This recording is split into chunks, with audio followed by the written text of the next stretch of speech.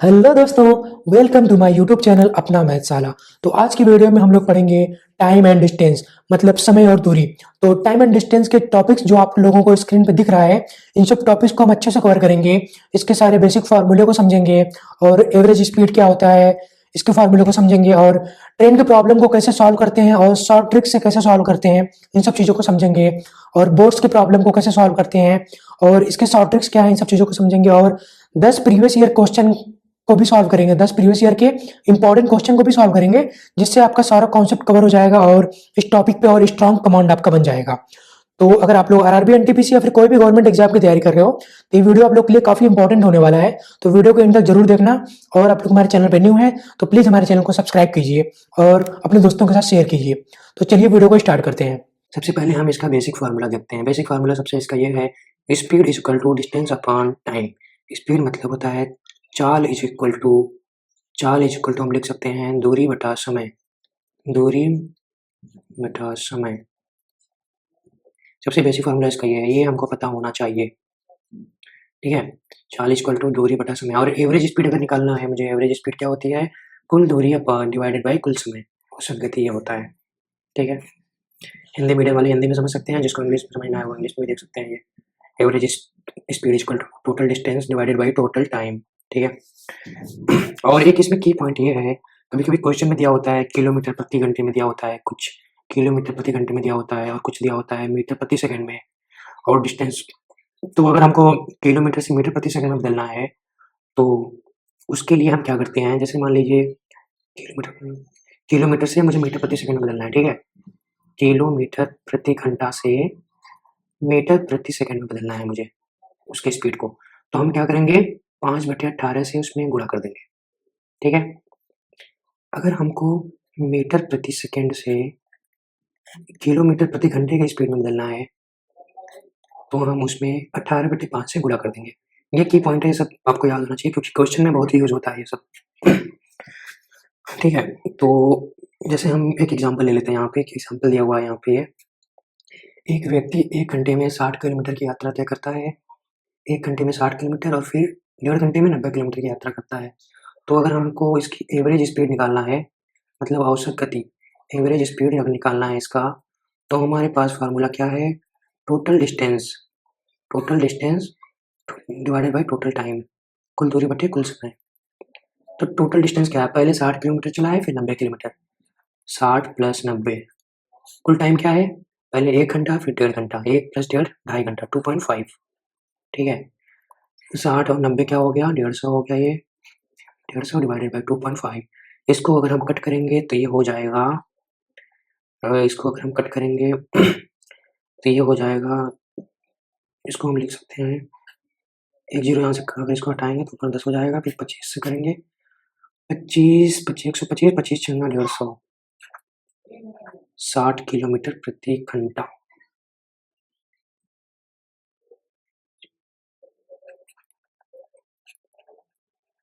ये हो गया इसका एवरेज स्पीड। ठीक है,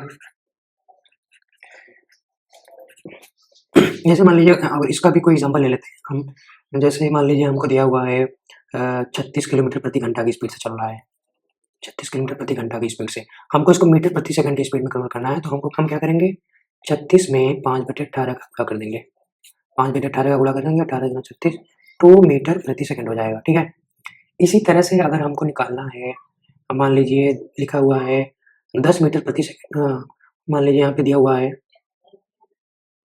सॉरी यहाँ पे 5/18 होगा, 5 दूनी 10 मीटर प्रति सेकंड, सॉरी ये मैंने गलत लिख दिया यहाँ पे, ये लिख सकते हो आप 10 मीटर प्रति सेकंड। ठीक है, इसी तरह से अगर मान लीजिए कोई दिया हुआ है 20 मीटर प्रति सेकंड के स्पीड से चल रहा है, इसको हमको किलोमीटर प्रति घंटे की स्पीड में बदलना है।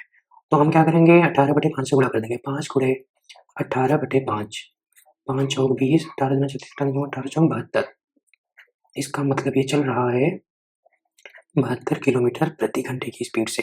ठीक है, ये सब चीज़ आपको क्लियर हो गया होगा। तो ठीक है, चलिए आगे बढ़ते हैं। आगे साइड में ये है कि अगर मान लीजिए दो गति से कोई चल रहा है, जैसे मान लीजिए एक आदमी है, ये कुछ देर इसने, जैसे मान लीजिए ए पॉइंट से बी पॉइंट तक गया ये। ठीक है, इसकी स्पीड है, ये किस स्पीड से गया यहाँ पे, S1 की स्पीड से यहाँ से यहाँ तक गया, इस ए पॉइंट से बी पॉइंट तक एक आदमी है। फिर क्या किया, बी पॉइंट से ए पॉइंट में वो S2 की स्पीड से आया, S2 की स्पीड से आया, ठीक है। तो हमसे ये पूछ सकता है कि एवरेज स्पीड क्या होगा, पूरे आने जाने में इसका क्या होगा, एवरेज स्पीड क्या होगा, औसत गति क्या होगा, ठीक है, एवरेज स्पीड।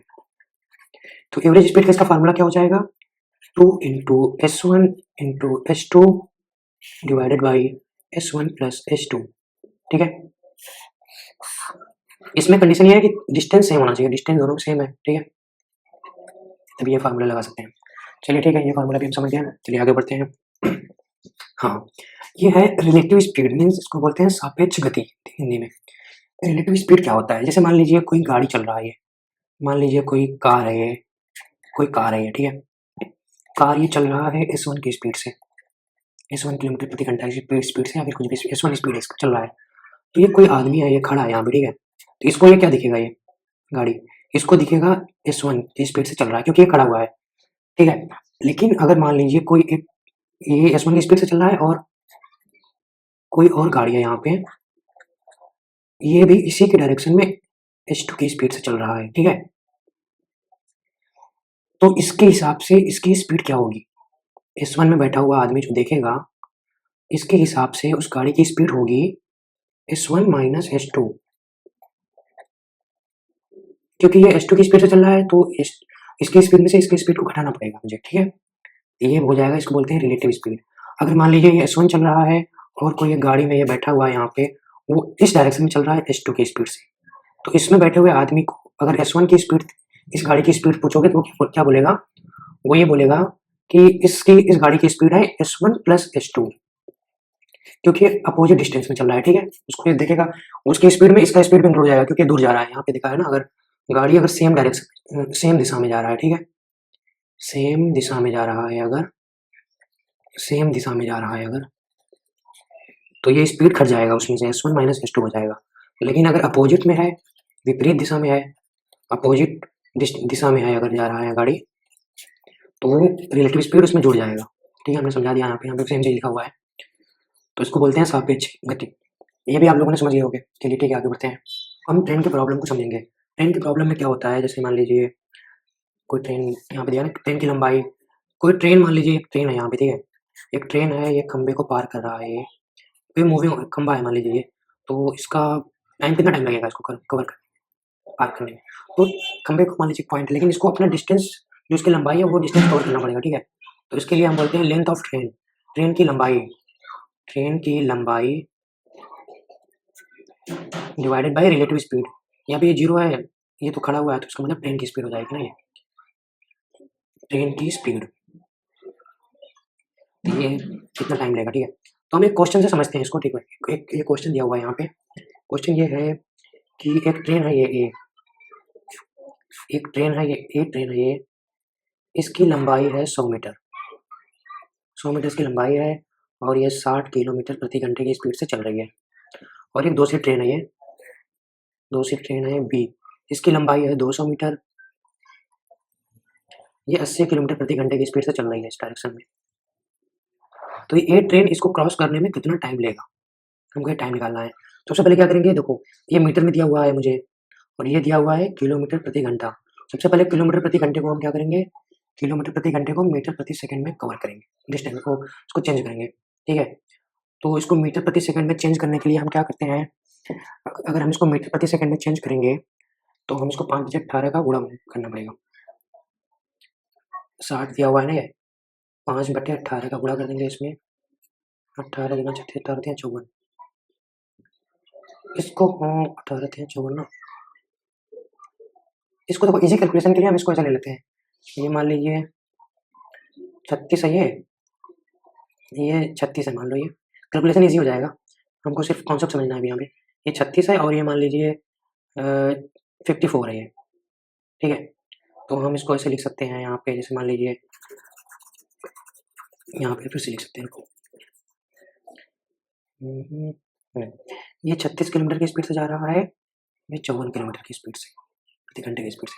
इसको मीटर प्रति सेकंड में कवर करेंगे तो क्या होगा, 36 गुणे 5/18, इसको लिखेंगे 54 गुणे 5/18, 18 3 54, 3 5 15 मीटर प्रति सेकंड। ये चल रहा है कितना, 18 2 36, 10 मीटर प्रति सेकंड, ठीक है।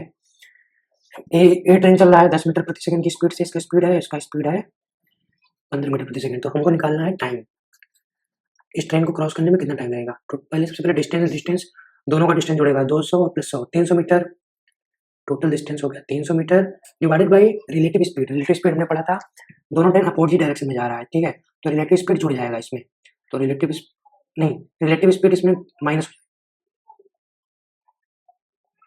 नहीं रिलेटिव स्पीड तो प्लस हो जाएगा ना यहाँ पे, क्योंकि दोनों सेम डायरेक्शन में क्रॉस कर रहे हैं इस पॉइंट को। तो इसका रिलेटिव स्पीड हो जाएगा, इसका हो जाएगा 15 प्लस 10 25 हो गया। तो 5 25 25, 5 36 0, फिर 5 12 सेकंड लगेंगे इसको, ये हो गया इसका आंसर, ठीक है। चलिए आगे बढ़ते हैं अब हम। ये बहुत इंपॉर्टेंट कॉन्सेप्ट है, ये है बोट एंड स्ट्रीम, नाव और पानी की धारा में ना जो प्रॉब्लम होते हैं उसको हम उसके सारे कॉन्सेप्ट को समझेंगे। जैसे मान लीजिए सबसे पहले समझते हैं नाव की, अगर मान लीजिए कोई नाव है वो पानी में चल रहा है, उसकी शांत पानी में से, पानी में कोई बहाव नहीं है, उसकी स्पीड है b, मान लीजिए बोट की स्पीड है b, मान लीजिए बहाव की गति है c, जो नाव नदी में धार भी चलते हैं, कभी ऊपर के नीचे साइड, कभी नीचे धारा के, ठीक है। तो इसको बोलते हैं, जैसे मान लीजिए नाव अगर धारा के विपरीत दिशा में चल रहा है, ये नाव है, मान लीजिए कोई ये बोट है, ठीक है, कोई ये बोट है, ये बोट b के स्पीड से चल रहा है, b के स्पीड से, और ये धारा है, ये पानी की बहाव है, ये c की स्पीड से चल रहा है, ठीक है। अब दोनों सेम स्पीड में चल रहे हैं, जैसे मान लीजिए बहाव भी इस साइड है, नाव भी इसी साइड चल रहा है, मतलब धारा के मतलब धारा के साथ साथ अगर चल रहा है डाउन स्ट्रीम, इंग्लिश में इसको बोलते हैं डाउन स्ट्रीम, ठीक है। तो दोनों का वेलोसिटी जुड़ जाएगा, तो नाव का वेलोसिटी क्या होगा, नाव अगर इस डायरेक्शन में चल रहा है, धारा का भी वेलोसिटी है c, नाव का वेलोसिटी है b, तो नाव का गति हो जाएगा b प्लस c। लेकिन अगर धारा जो है c इस डायरेक्शन में चल रही है और नाव इस डायरेक्शन में चल रहा है, तो इसको इंग्लिश में बोलते हैं अप स्ट्रीम, मतलब धारा के विपरीत, यहाँ पे लिखा हुआ है ना, समझ जाना आप। तो नाव का वेलोसिटी हो जाएगा b माइनस c, नाव की वेलोसिटी माइनस धारा का वेलोसिटी, धारा का स्पीड, ठीक है। इसी तरह से मान लीजिए एक नाव है, ए पॉइंट से बी पॉइंट जा रहा है, और धारा का बहाव इसी साइड, और तो नाव जा रहा है तो उल्टा साइड, ठीक है। नाव जिस साइड जा रहा है उसके विपरीत धारा का बहाव है, ये सी है, ये बी है। तो टोटल टाइम क्या होगा, टाइम जो लगेगा इसमें, इसका जो डिस्टेंस है, डिस्टेंस डिवाइडेड बाई धारा के विपरीत दिशा में जा रहा है अप स्ट्रीम में, तो इसका स्पीड होगा b माइनस सी, तो इसका ये टाइम लगेगा, ठीक है। इसी तरह से मान लीजिए अगर ये ए से बी जा रहा है एक नाव, धारा का बहाव भी इसी साइड में है, सी साइड में, सी जो है धारा का बहाव है, बोट की स्पीड, नाव की स्पीड भी इसी साइड से, तो नाव का स्पीड बढ़ जाएगा, b प्लस सी हो जाएगा। तो टाइम कितना लगेगा इसमें, टाइम लगेगा डिस्टेंस अपॉन b प्लस सी, ठीक है, समझ गए आप, ठीक है, समझ गए आप। हाँ, अगर इसी तरह से मान लीजिए अगर कोई नाव है, ठीक है, अगर वो ए से बी गया, ए से बी गया, ये इस स्पीड से गया, नाव की स्पीड है b, ठीक है, और धारा की स्पीड है क्या है, धारा की स्पीड है c। तो ए से बी गया और फिर बी से वापस ए आया, ठीक है, ए से बी गया और फिर सी आया, फिर वापस ए के यहाँ से यहाँ गया, फिर वहाँ से वहाँ फिर आ गया। तो टोटल ट्रेवल करने में, वहाँ से यहाँ जाने में, फिर वहाँ से वापस आने में उसका एवरेज स्पीड क्या होगा, तो उसका एवरेज स्पीड का फार्मूला ये है, ठीक है। एवरेज स्पीड क्या होगा, 2bc divided by b plus c, b है नाव का वेट, नाव का स्पीड, सी है धारा का स्पीड, ठीक है, समझ गए। ये फार्मूले में रखेंगे, उसका एवरेज स्पीड मिल जाएगा। और इसी तरह से ये फार्मूला है, नाव का स्पीड अगर मुझे पूछ रहा है, अगर ये स्पीड दिया हुआ है, डाउन स्ट्रीम का मतलब आप देख सकते हो, उसका मतलब है धारा की दिशा में इसकी चाल दिया हुआ है, धारा के विपरीत दिशा में भी चाल दिया हुआ है। तो अगर नाव का स्पीड पूछ रहा है, तो धारा की दिशा में नाव की स्पीड प्लस धारा के विपरीत दिशा में नाव की चाल डिवाइडेड बाई 2 करेंगे तो नाव की स्पीड मिल जाएगी मुझे। इसी तरह से धारा के दिशा में नाव की चाल माइनस धारा के विपरीत दिशा में नाव की चाल डिवाइडेड बाई 2 करेंगे तो मुझे धारा की चाल मिल जाएगी सी, ठीक है। इसे फार्मूले हैं, आप इसको समझ सकते हैं, इसको याद कर सकते हैं, नहीं तो क्वेश्चन सॉल्व करने में आसानी होगी। आगे हम क्वेश्चन को देखते हैं, हम 10 क्वेश्चन को अच्छे से समझेंगे, इसको कॉन्सेप्ट को समझेंगे और देखते हैं हम कितने क्वेश्चन को सॉल्व कर पाते हैं अच्छे से। तो क्वेश्चन नंबर 1 क्या है, ये क्वेश्चन नंबर 1 में ये बोल रहा है सुरेश साइकिल, पहले सबसे पहला काम हम ये करेंगे, क्वेश्चन को पढ़ेंगे, उसको अच्छे से समझेंगे कि ये बोल क्या रहा है, उसके बाद हम सॉल्व करेंगे। सबसे पहले क्वेश्चन में क्या बोल रहा है, सुरेश साइकिल से 10 किलोमीटर प्रति घंटा से एक दूरी तय करता है। जैसे मान लीजिए ये कोई साइकिल है, ठीक है? ये साइकिल है, 10 किलोमीटर प्रति घंटा से एक दूरी तय करता है ये।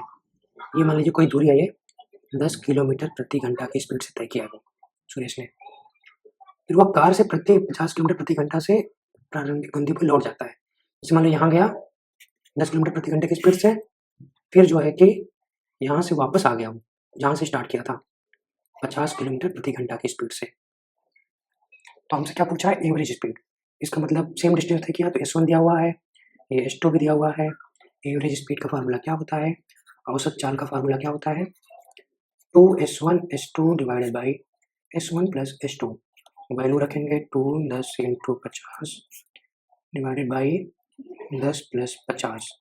इसको करेंगे 2 इंटू 10 इंटू 50, 50 10 60, एक जीरो से एक जीरो गया, 2 3 6, ये हो जाएगा कितना होगा ये? 2S1 इंटू S2 है ना, 2 एक जीरो से एक जीरो गया, ये हो जाएगा 50/3।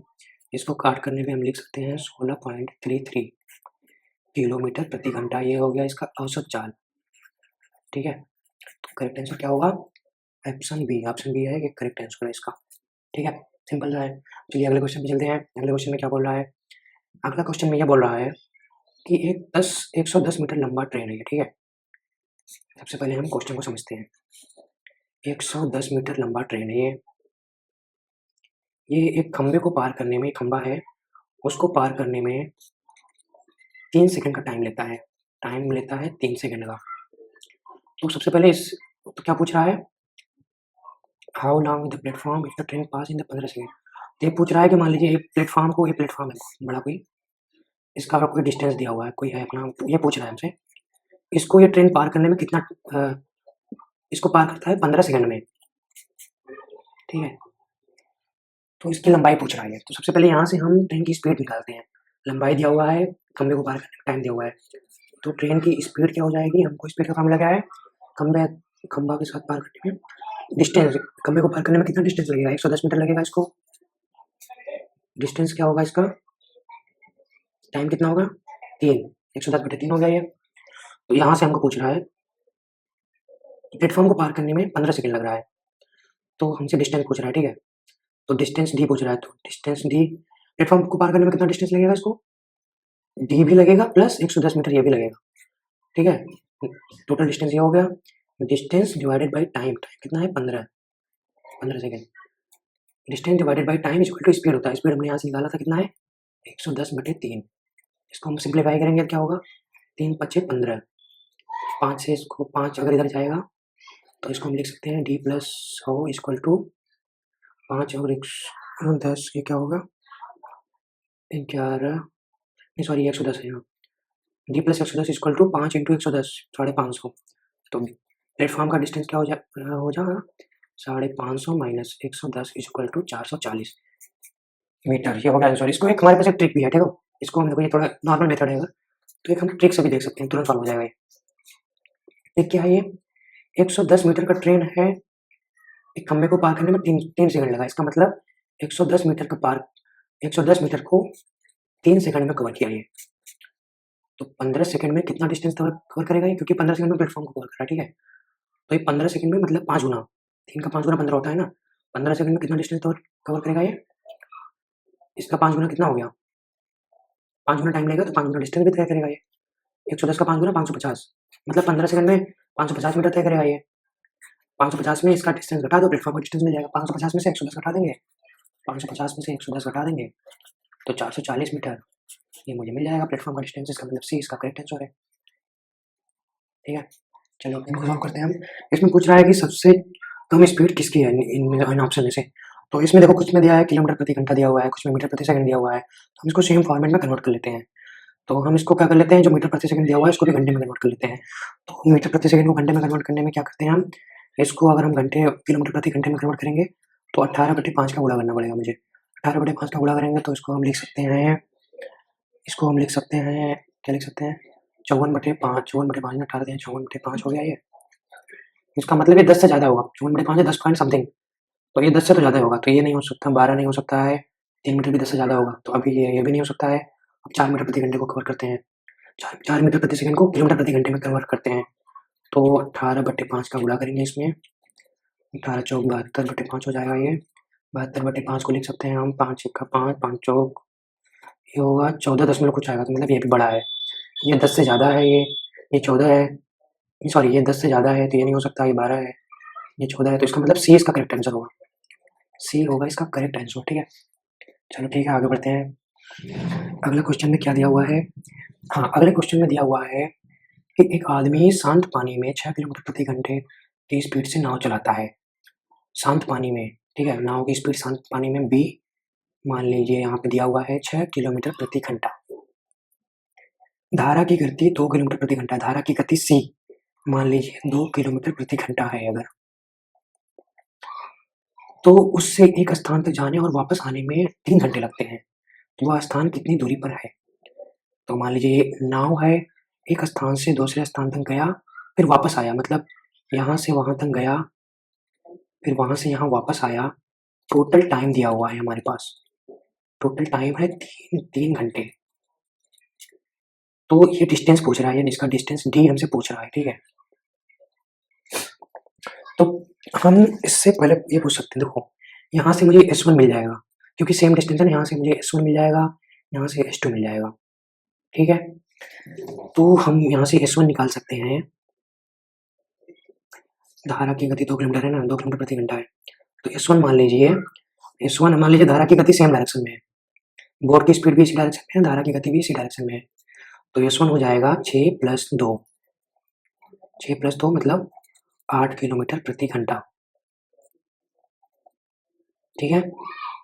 S2 हो जाएगा, S2 क्या होगा, धारा नाव की गति इस डायरेक्शन में है, धारा की गति अपोजिट डायरेक्शन में है, तो इसका मतलब 6 - 2 बराबर 4 किलोमीटर प्रति घंटा हो जाएगा।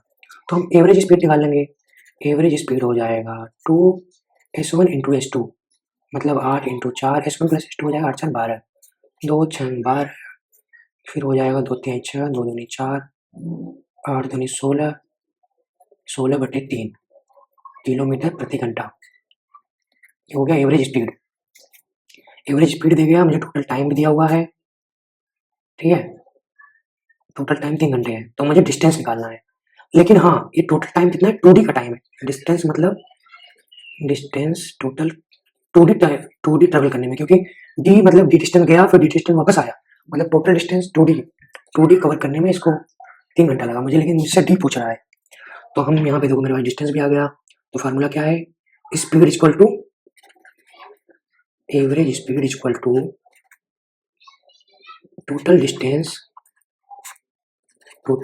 Equal to divided by total time. Average speed क्या है 16/3, टोटल डिस्टेंस क्या है 2D, टोटल टाइम क्या है 3 घंटे, 3 से 3 कट गया, 16 बराबर 2D, तो क्या होगा 9 8 हो जाएगा, तो D बराबर 8 हो जाएगा, 8 किलोमीटर, ठीक है। ये हो जाएगा इसका आंसर, 8 दिया हुआ है, सी हो जाएगा इसका करेक्ट आंसर, ठीक है, C will be the correct answer. अब हम इसको देख सकते हैं, अगले क्वेश्चन को सॉल्व करते हैं हम। अगला क्वेश्चन दिया हुआ है, एक ट्रेन है ये, ठीक है, एक ट्रेन 54 किलोमीटर प्रति घंटे की स्पीड से चल रहा है, ट्रेन की स्पीड दिया हुआ है हमको 54 किमी प्रति घंटा, एक प्लेटफॉर्म को पार करती है जिसकी लंबाई उसकी दोगुने के बराबर है और ये 18 सेकंड में प्लेटफॉर्म को पार करती है, तो ट्रेन और प्लेटफॉर्म की लंबाई क्या होगी। ओके, तो ये जो है प्लेटफॉर्म को पार करने में लेता है 18 सेकंड। मान लीजिए ट्रेन की लंबाई कितनी है L, ट्रेन की लंबाई कितनी है, ट्रेन की लेंथ है L। ये बोलिएगा कि एक प्लेटफॉर्म को पार करती है जिसकी लंबाई, प्लेटफॉर्म की लंबाई कितनी होगी, ट्रेन की लंबाई की दोगुनी है, ये प्लेटफॉर्म हो गया 2L, ठीक है,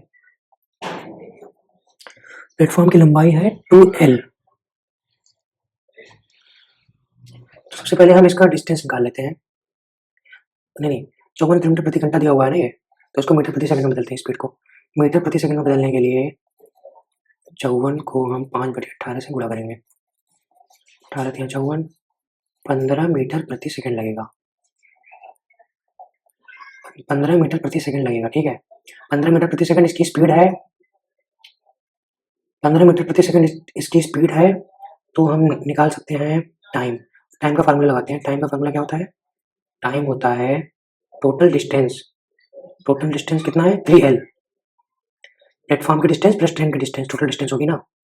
3L डिवाइडेड बाई स्पीड क्या है? 15 मीटर प्रति सेकंड, ठीक है। टाइम कितना दिया हुआ है? 18 ना। 18 डिवाइडेड बाई 3L तो 15, 3 से 5 गया। L इक्वल टू हो जाएगा 90 मीटर। 90 मीटर हो जाएगा ट्रेन की लंबाई, और हो जाएगा प्लेटफॉर्म की लंबाई, उसकी दुगनी है। 90 का दुगना होगा 180। तो ऑप्शन में क्या दिया हुआ है? ये है ट्रेन की लंबाई 90 मीटर, प्लेटफॉर्म 180 मीटर। ये है इसका करेक्ट आंसर। चलो आगे क्वेश्चन पे चलते हैं। अगले क्वेश्चन में क्या है? पूजा 30 किलोमीटर प्रति घंटे की स्पीड से दौड़ते हुए 500 मीटर की दूरी तय करने में कितने टाइम लगाएगी, कितने सेकंड लगेगा?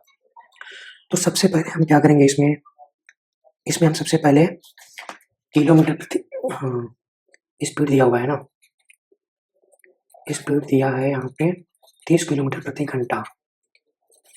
डिस्टेंस भी दिया हुआ है, दूरी दिया हुआ है 500 मीटर। तो मुझे इसको मीटर प्रति सेकंड में बदलना पड़ेगा। मीटर प्रति सेकंड में बदलने के लिए हम क्या करते हैं? मीटर प्रति सेकंड में बदलने के लिए हम क्या करेंगे? 5/18 से गुणा करेंगे, ठीक है। 3 दहा में 30, 3 छक 18। इसको लिख सकते हैं 50/6 मीटर प्रति सेकंड। तो टाइम बराबर क्या हो जाएगा? टाइम इक्वल टू होगा distance divided by speed. Distance है 500 मीटर, स्पीड क्या हो गया? 500 डिवाइडेड बाई 6। इसको लिख सकते हैं हम 500 इंटू 500 डिवाइडेड बाई 50 इंटू 6। 50 दहा में 500, 10 छंग 60 मीटर, सॉरी 60 सेकंड हो जाएगा आंसर। तो इसका होगा डी होगा करेक्ट आंसर। अगले क्वेश्चन पे चलते हैं। अगले क्वेश्चन में ये दिया हुआ है, एक आदमी ए से बी जाता है 20 किलोमीटर प्रति घंटे की स्पीड से। 20 किलोमीटर प्रति घंटे की स्पीड से ए पर 30 किलोमीटर प्रति घंटे की स्पीड से वापस आता है। ए से बी गया इतना, फिर ये 30 किलोमीटर प्रति घंटे की स्पीड से ए पे वापस आ गया। तो पूरी यात्रा के दौरान एवरेज स्पीड क्या होगा, औसत गति क्या होगा? तो यहाँ पे मुझे क्योंकि देखो सेम डिस्टेंस ट्रेवल कर रहा है यहाँ पे, दोनों जगह सेम डिस्टेंस गया फिर सेम डिस्टेंस वापस आया ए पे, तो हमको S1 दिया हुआ है, S2 दिया हुआ है। एवरेज स्पीड का फार्मूला क्या है? 2S1 S2 divided by S1 plus S2। 2 into 20 into 30 divided by 20 plus 30। इसको लिख सकते हैं 2 into 20 plus 20 into 30 divided by 50। 1 0 से 1 0, 5 चौक 20, 2 चौक 8, 3 24, 24 किलोमीटर प्रति घंटा। ये हो जाएगा इसका करेक्ट आंसर। आंसर ए हो जाएगा इसका करेक्ट आंसर। तो चलिए अगले क्वेश्चन पे चलते हैं।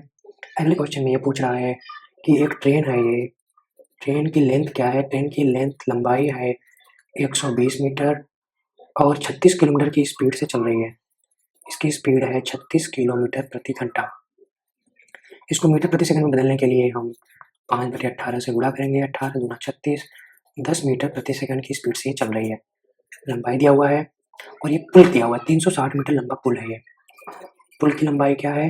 360 मीटर। तो इसको पार करने में कितना टाइम लगेगा? टाइम हमसे पूछ रहा है। तो पुल को पार करने में कितना टाइम लगेगा? 360 मीटर का पुल है और 120 मीटर का ट्रेन है, तो मतलब इसको टोटल डिस्टेंस पूरा ट्रेवल कितना करना पड़ेगा? टोटल डिस्टेंस करना पड़ेगा पुल की लंबाई प्लस ट्रेन की लंबाई, 480 मीटर इसको तय करना पड़ेगा पुल को पार करने के लिए। तो टाइम इक्वल टू होगा टोटल डिस्टेंस है 480 मीटर, कुल दूरी 480 मीटर, और स्पीड कितनी है इसकी? 10 मीटर प्रति सेकंड। 10 मीटर प्रति सेकंड दिया हुआ है ना, यह है इसका मीटर 480 मीटर। तो इसको कट करेंगे तो हो जाएगा 48 सेकंड। 48 सेकंड हो जाएगा इसका आंसर टाइम। इसका मतलब डी है इसका करेक्ट आंसर। चलिए अगले क्वेश्चन पे चलते हैं। अगले क्वेश्चन में ये दिया हुआ है, एक हवाई जहाज है, एक एरोप्लेन है, इसकी स्पीड है, एरोप्लेन की स्पीड क्या दिया हुआ है, 240 किलोमीटर प्रति घंटा दिया हुआ है। एक घंटे की स्पीड से 5 घंटे में एक निश्चित दूरी तय करता है। टाइम दिया हुआ है 5 घंटे। ओके, अब उससे मतलब एक ए से बी गया ट्रेन, एक पॉइंट से दूसरे पॉइंट गया 5 घंटे में, 5 घंटे में, ठीक है। फिर उसी दूरी को 1 सही 2/3 घंटे में तय करने के लिए कितना टाइम लगेगा। हाँ, फिर ये बोल रहा है कि मान लीजिए यहाँ से यहाँ गया 5 घंटे में, तो फिर वापस अगर वो 1 सही 2/3 इसको लिख सकते हैं, 3 का 3 2 5/3 इसको लिख सकते हैं, 5/3 अगर वो 5/3 घंटे में वापस आना चाहता है तो इसकी स्पीड कितनी होनी चाहिए, ये हमसे पूछ रहा है, ठीक है। इसकी स्पीड पूछ रहा है हमसे कितनी होनी चाहिए अगर ये इस हिसाब से आता है, ठीक है। सबसे पहले हम डिस्टेंस फाइंड कर लेंगे, स्पीड दिया हुआ है, टाइम दिया हुआ है, तो क्या हो जाएगा, डिस्टेंस इक्वल टू होता है दूरी बराबर क्या होता है, स्पीड इंटू टाइम, 4 गुणे टाइम, समय। स्पीड है 240, समय है 5 घंटे, 24 25 120 1200 किलोमीटर का इसका डिस्टेंस है, ठीक है। अब मुझे डिस्टेंस पता चल गया है, अब मुझे टाइम दिया हुआ है, तो इसका मतलब हमारे पास डिस्टेंस क्या है, अभी हमारे पास डिस्टेंस है 1200 किलोमीटर, और ये बोल रहा है कि किस स्पीड से चले कि 5/3 घंटा लगे इसको बस। तो स्पीड हम निकाल लेंगे यहाँ से, स्पीड इक्वल टू हो जाएगा चाल बराबर दूरी बटे समय।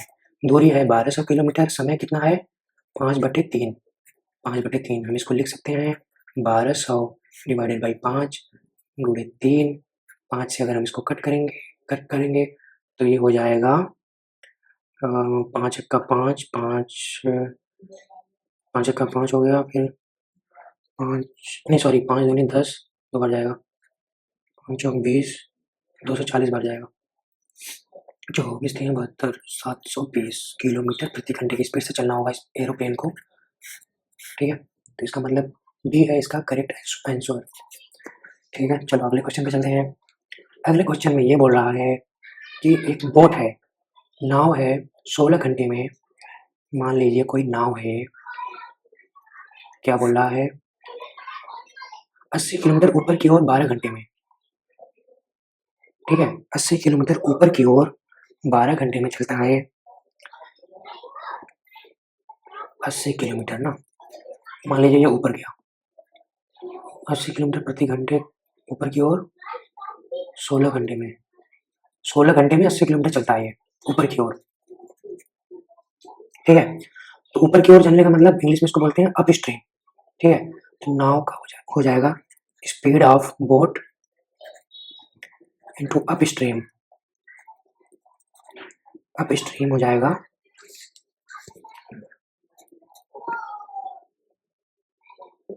ऊपर की ओर, डिस्टेंस क्या दिया हुआ है 80 किलोमीटर, टाइम है 16 घंटा, 5 किलोमीटर प्रति घंटा, अप स्ट्रीम में इसका वेलोसिटी है 5 किलोमीटर प्रति घंटा। और इसी तरह से हम इसका स्पीड निकालते हैं डाउन स्ट्रीम का मतलब होता है सेम दिशा में, बोल रहा है कि और 12 घंटे में 72 किलोमीटर चलता है नीचे की ओर सेम दिशा में, ठीक है। तो speed of boat down stream हो जाएगा 72 डिवाइडेड बाई 12, मतलब 6 किलोमीटर प्रति घंटा। अप स्ट्रीम का आपने बताया था, अप स्ट्रीम का फॉर्मूला क्या होता है, अप स्ट्रीम होता है मतलब सेम डायरेक्शन, अपोजिट डायरेक्शन में जा रहा है ना ये। अप स्ट्रीम का मतलब है नाव जिस डायरेक्शन में जा रहा है, नदी का बहाव उसके उल्टे डायरेक्शन में है। तो मान लीजिए नाव का डायरेक्शन है बी, नदी का बहाव का डायरेक्शन है, धार की डायरेक्शन है सी, तो उसका हो गया अप स्ट्रीम ना, स्पीड ऑफ अप स्ट्रीम, इसको बोल सकते हैं बी माइनस सी। कितना दिया हुआ है ये 5 किलोमीटर प्रति घंटा। इसी तरह से डाउन स्ट्रीम मतलब सेम डायरेक्शन में, नाव का स्पीड बी है, धारा का स्पीड सी है, और ये है 6 किलोमीटर प्रति घंटा। तो हमसे पूछ रहा है शांत पानी में नाव की गति कितनी होगी, मतलब बी पूछ रहा है। तो हमारे पास दो इक्वेशन आ गया, दोनों को जोड़ देंगे, अगर हम दोनों को जोड़ेंगे क्या हो जाएगा, सी कट जाएगा, माइनस प्लस, ये हो जाएगा 2b इक्वल टू 11, तो b इक्वल टू हो जाएगा 5.5। इसका मतलब शांत पानी में नाव की चाल है 5.5 किलोमीटर प्रति घंटा। बी है इसका करेक्ट आंसर। तो अगर आप लोग को ये वीडियो अच्छी लगी हो तो प्लीज़ हमारे चैनल को सब्सक्राइब कीजिए, कमेंट करके बताइए आपको कैसा लगा। और आप लोग हमारे टेलीग्राम चैनल के साथ भी जुड़ सकते हैं, आपको कमेंट में उस टेलीग्राम चैनल का लिंक दे दूंगा मैं आप लोग को। अगर वहाँ पे आप टेलीग्राम चैनल के साथ जुड़ सकते हैं, वहाँ पे कोई भी क्वेश्चन आप हमसे डायरेक्टली पूछ सकते हो, सबके लिए मैसेज करने का अवेलेबल रहेगा ऑप्शन वहाँ पे। तो आपके हर एक डाउट को वहाँ पे भी मैं क्लियर करूँगा फ्री ऑफ कॉस्ट, इसका कोई चार्जेस नहीं है। तो आप लोग सपोर्ट कीजिए, मैं आप लोग को पूरा सपोर्ट करूँगा मैथ में और रीजनिंग में। Thank you so much for watching, all the very best.